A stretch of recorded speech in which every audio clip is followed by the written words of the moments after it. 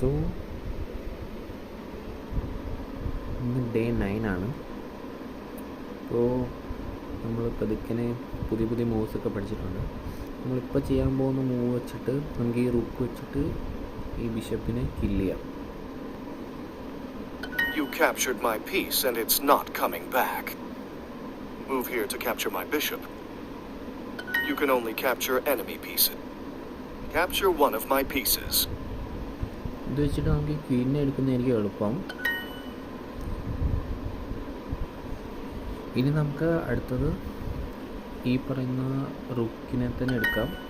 അതായിരിക്കും fastest move. നമ്മൾ സിമ്പിളായിട്ട് നമ്മൾ ഗെയിം പഠിക്കുക എന്നുള്ളതാണ്. ഇതൊരു strategic ഗെയിമാണല്ലോ.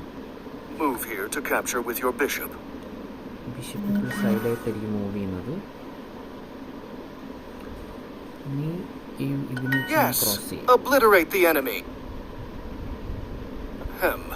Capture one of my pieces.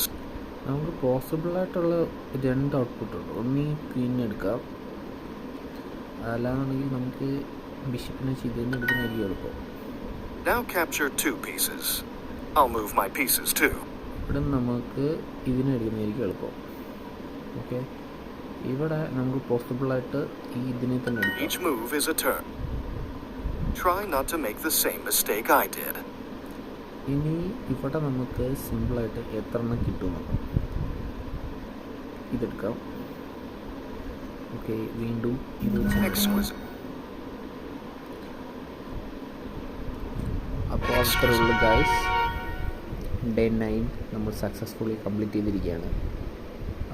നമ്മൾ ടൈം കുറച്ചെടുത്തെങ്കിലും ഇത് ഭയങ്കര ഫാസ്റ്റായിട്ട് നമുക്ക് പഠിച്ചെടുക്കാം എന്നുള്ളതേ ഉള്ളൂ.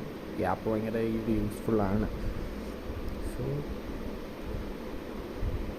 Thank you.